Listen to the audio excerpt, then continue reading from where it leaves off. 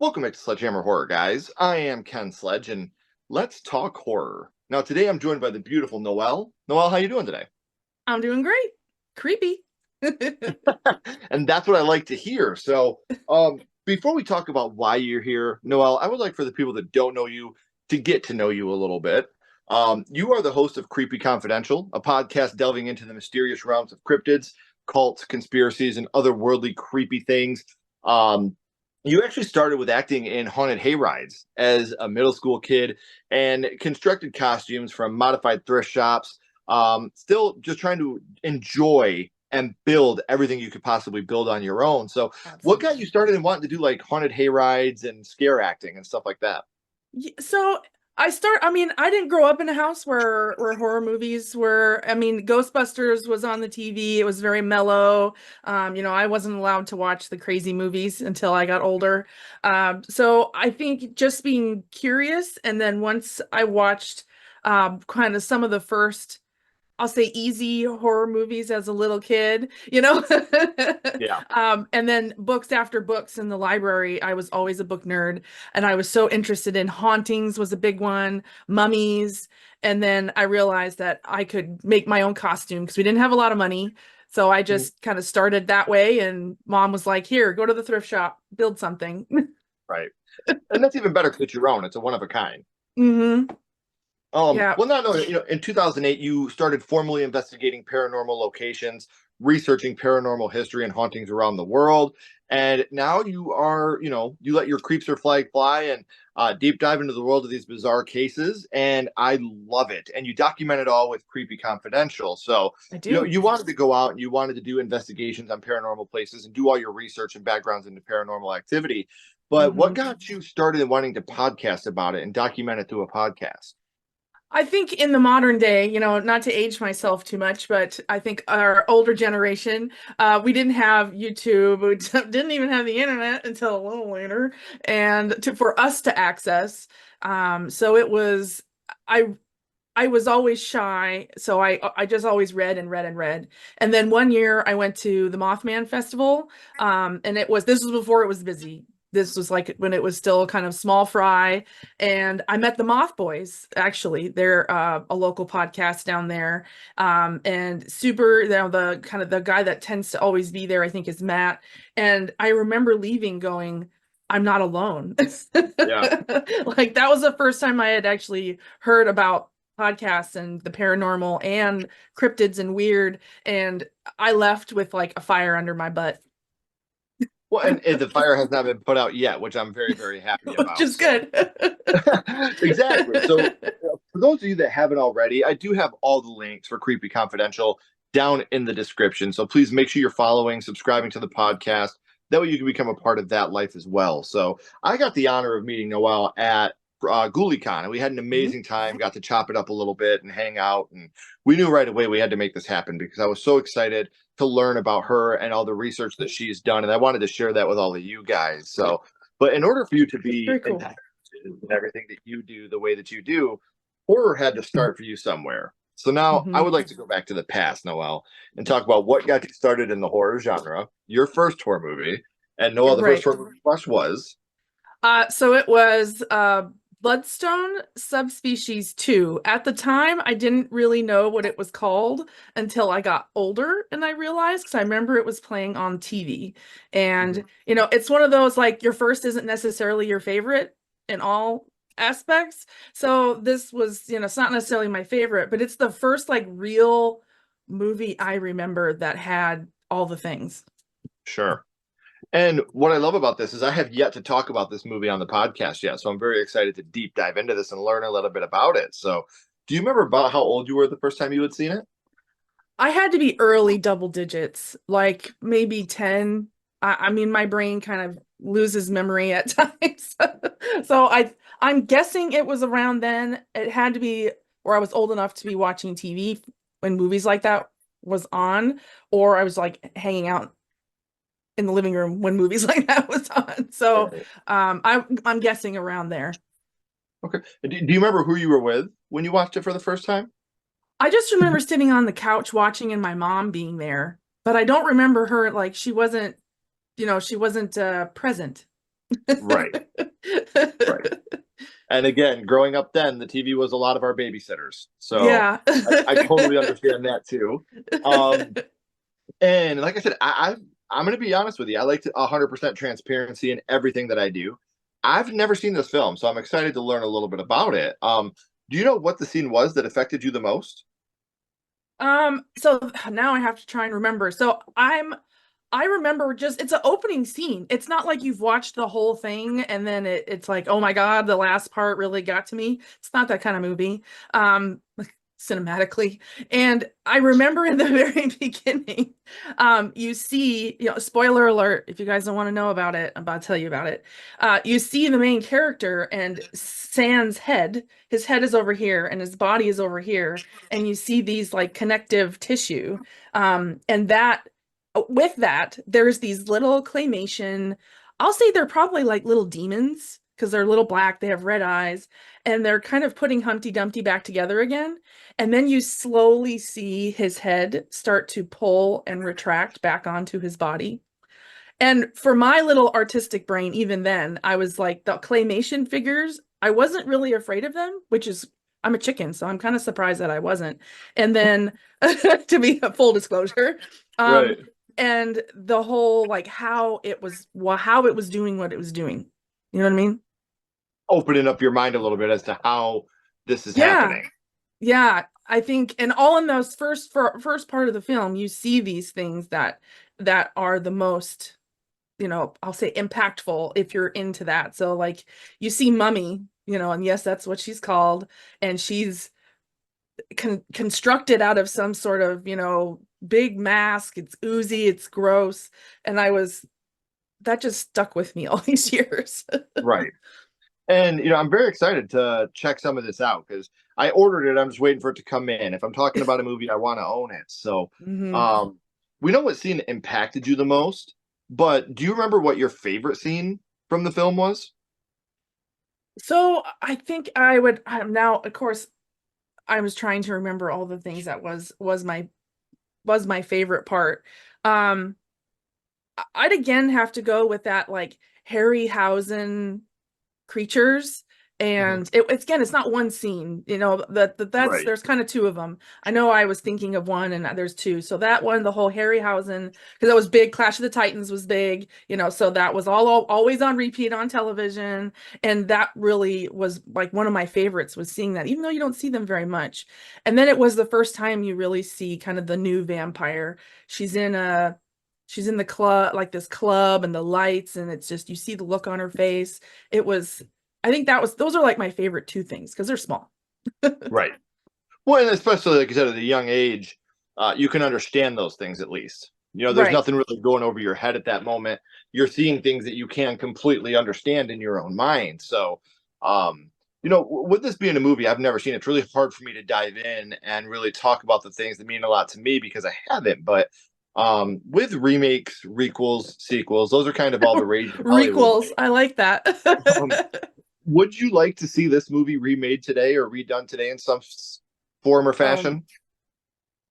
I think yes, because the it's so 80s. I know that some 80s movies are amazing. Leave them alone, don't ever touch them again.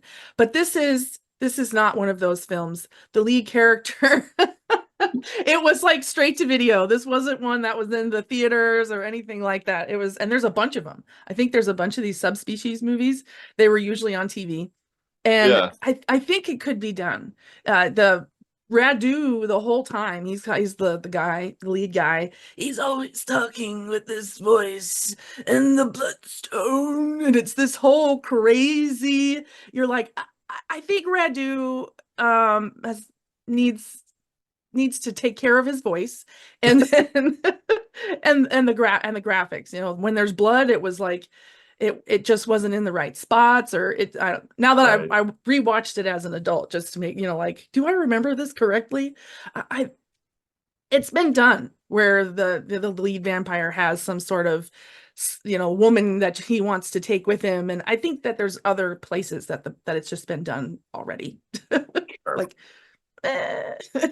And the way you're describing those little monster things, I would love to see that too. But please, if they ever do that, keep it practical. Don't CGI it up for us. Like Yes, like if Harryhausen can do it back then, we can make it look cool now. Just leave it. I completely Leave it agree. I haven't alone. seen it, but I completely agree. I'm very excited to check the movie out. I always feel really weird when I go into these blind because I like to be able to keep a conversation going, and I can't. I'm not the type of person that'll be like, "Oh yeah, well I remember that," because I Yeah. feel like that's here, and that's not who I am. So, I um, was I was a little shocked. I was like, if I'm gonna be shocked if you have it. And then I was like, okay, no, there's no chance he has it. yeah, There's no, I no don't. chance. I don't. But I will see it by the time we talk again. I will tell you that. Yeah. Um, so we know that your horror life started with Bloodstone, which is Subspecies 2, and that movie does mean a lot too because it did start your love of the horror genre. But here for a second, I do want to throw a little bit of a curveball at you. Okay. My little buddy Ghostface is here, and he has a question for you. Okay. What's your favorite scary movie, Noelle? What is your favorite horror movie of all time? My favorite, I consider it, it's a remake. It's been done a couple times, but my favorite one is the Bram Stoker's Dracula that was done by Coppola. It's romantic, it's sexy, it's effects, it's got everything. And I didn't see that till I was older either, because that came out when I was like a young teenager and I was too cool for school. But I remember I was too busy working on cars. and Right. and then I remember seeing it as an adult and then knowing now, especially, oh my gosh, it's done so well. At some point, I will recreate at least two of the costumes from it. When you do, please let me know because I would love to see that. So, um, earlier we talked a little bit about you and the traveling that you do to try to find paranormal locations and stuff like that. How often do you travel to do that? I meant to ask you that earlier and it completely slipped my mind. How often do you travel and what's the farthest you've gone?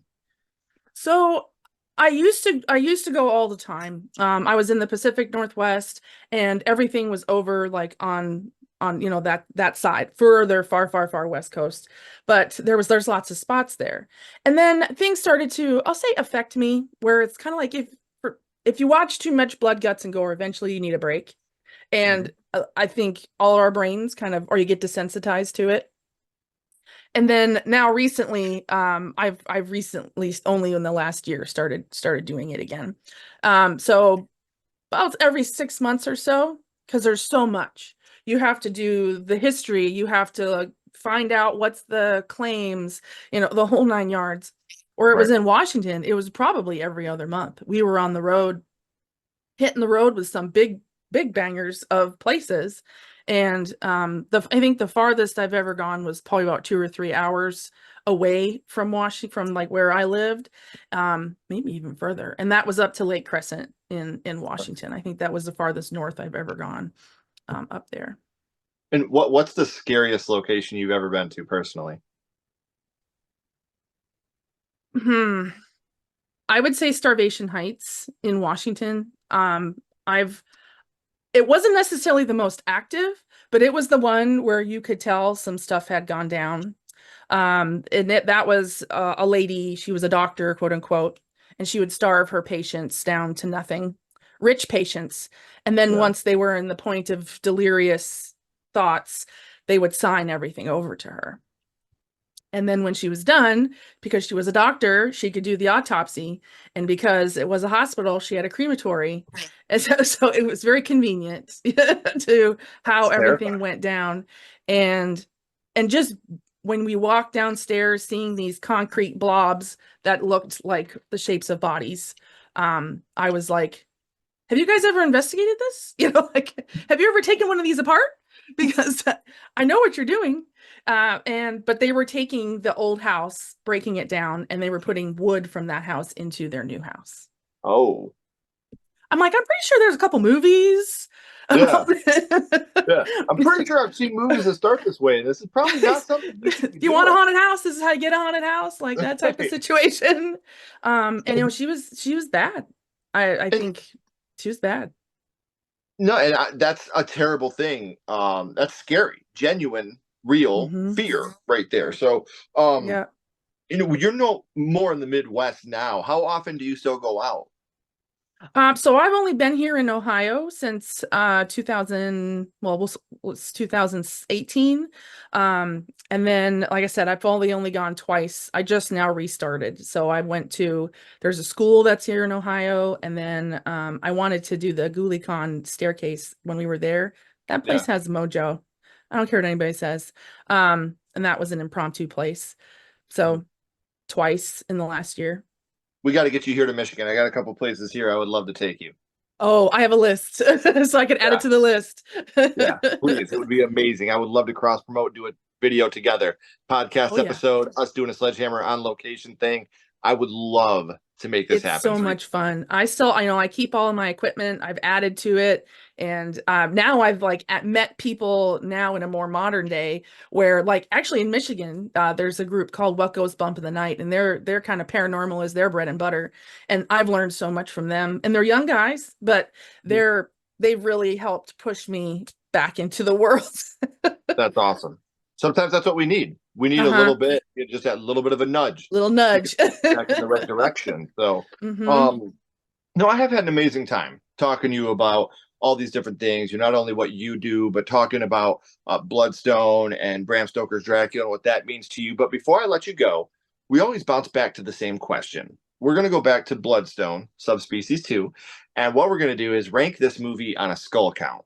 Now, Okay. we're not ranking this movie on acting, production, direction, score, nothing like that. We're not being critics.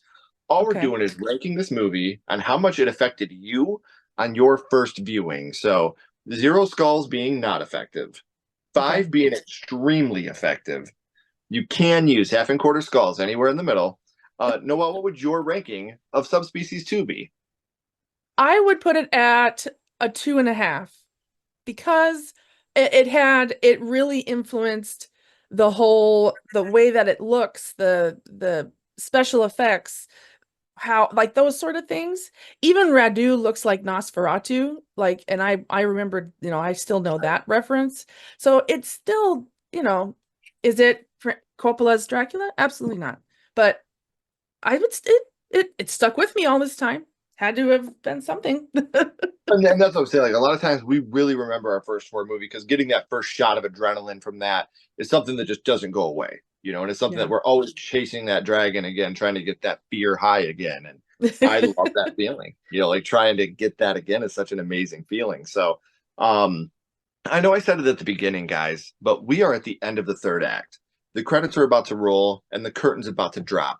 But before that happens, all of Creepy Confidential links are down in the description, as well as the podcast link. So you guys can subscribe to the podcast, follow on social media so you can stay up to date with her, everything she has going on. Like I said, if you're into Thank you. especially paranormal activity, haunt location, stuff like that, this is the podcast for you. So if you're not into that type of stuff, this is the podcast for you because it's going to get you into that type of stuff. We cover So, everything. yes. Like I said, there's a lot of feathers in this cap. And when we were together at GhouliCon, just having conversation and trying to pick her brain and learn all the different things that she knew, it was really amazing to really dig in and kind of, get my claws in there and kind of learn a lot about her. And I'm really glad that I was able to do this to spread that information out, guys. So, Thank like I you. said, please make sure you're clicking the links down in the description, following, subscribing to the podcast. Noelle, please don't go anywhere. I got a couple more Okay. questions for you. Okay. Um, Everyone else, if you haven't already, please like, comment, and subscribe. It does help build the channel more than you know. And follow Sledgehammer Horror on social media. Our links are in the description as well. But until next time, keep talking horror, stay what you are, and we'll see you guys soon.